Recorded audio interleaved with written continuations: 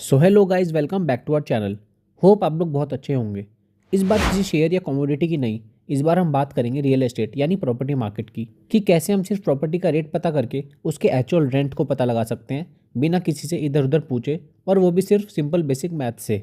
हमें जिस भी एरिया का रेंट पता करना हो उसके लिए हमें बस उस एरिया का रेट पर स्क्वायर फीट पता करना ज़रूरी है। हाँ, ये अलग बात है कि रेंट सिटी टू सिटी अलग हो सकता है उस एरिया की प्रॉपर्टी के डिमांड को देखते हुए, बट उसमें भी बहुत ज़्यादा फर्क नहीं आता। रेंटल यील्ड रेजिडेंशियल और कमर्शियल प्रॉपर्टी के लिए अलग अलग रहता है। सबसे पहले हम बात कर लेते हैं उन सब फैक्टर्स की जो रेंटल यील्ड को अफेक्ट करते हैं, जिसमें सबसे पहला और सबसे मेन फैक्टर है लोकेशन। जितनी भी प्रॉपर्टी जो प्राइम लोकेशंस पर आती हैं एक्सीलेंट कनेक्टिविटी के साथ, वहाँ सीधी सी बात है प्रॉपर्टी बहुत कॉस्टली होती है। अब अगर एक कॉस्टली प्रॉपर्टी की लोकेशन प्राइम है जहाँ कस्टमर्स के फुटस्टेप्स काफी ज्यादा है और उनका अच्छा खासा स्पेंडिंग बिहेवियर है, तो वहाँ रेंटल यील्ड काफी अच्छी होती है। बट वहीं अगर प्रॉपर्टी की लोकेशन तो प्राइम है बट कस्टमर स्पेंडिंग बिहेवियर कम है, तो वहाँ शॉपकीपर उस रेंट को अफोर्ड नहीं कर पाएगा, जिस वजह से लो डिमांड के चलते प्रॉपर्टी का रेंटल यील्ड कम रहता है। तो लोकेशन एक बहुत मेन रोल प्ले करता है। दूसरा पॉइंट जो रेंटल यील्ड को अफेक्ट करता है वो है प्रॉपर्टी टाइप। मतलब क्या वो प्रॉपर्टी एक अपार्टमेंट है, विला है या कमर्शियल स्पेस है। जनरली कमर्शियल स्पेस की रेंटल यील्ड काफी हाई रहती है as compared to apartments. Third point है मार्केट डिमांड।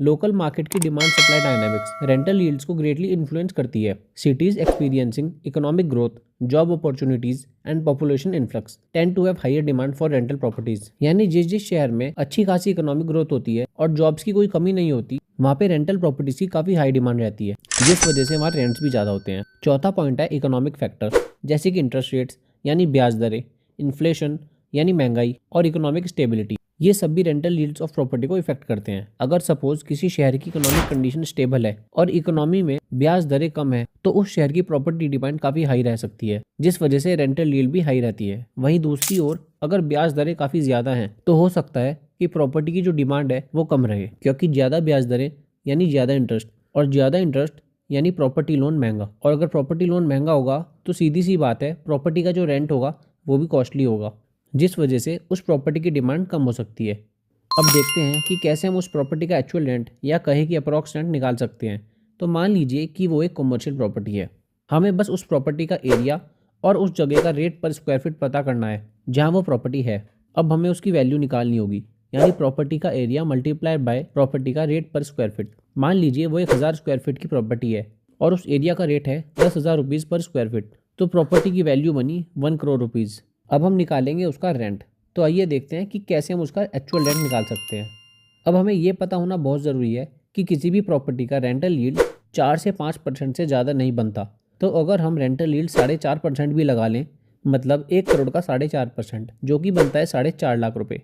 ये है एनुअल रेंट, मतलब मंथली रेंट बना 4.5 lakh divided by 12 months, that is 37,500 rupees. अब ये 37,500 हुआ हमारा उस प्रॉपर्टी का मंथली रेंट। तो कितनी आसानी से हमने प्रॉपर्टी का सही रेंट निकाल लिया सिर्फ प्रॉपर्टी के रेट्स को जानकर। अगर यही सेम प्रॉपर्टी का रेट 50,000 रुपये पर स्क्वायर फीट होता, जो कि पोश एरियाज का रेट होता है, जैसे दिल्ली के कनॉट प्लेस जैसी जगहों का, तो वही मंथली रेंट पहुंच जाता 1,87,500 रुपीज़, यानी कि 1,000 इंटू 50,000 डेट इज रेट पर square feet equal to 5 crore की प्रॉपर्टी, जिसका 4.5% बना 22,50,000, और उसको हमने डिवाइड करा 12 से, जो कि बना 1,87,500। So simply rent depends on that areas rate पर स्क्वायर फीट।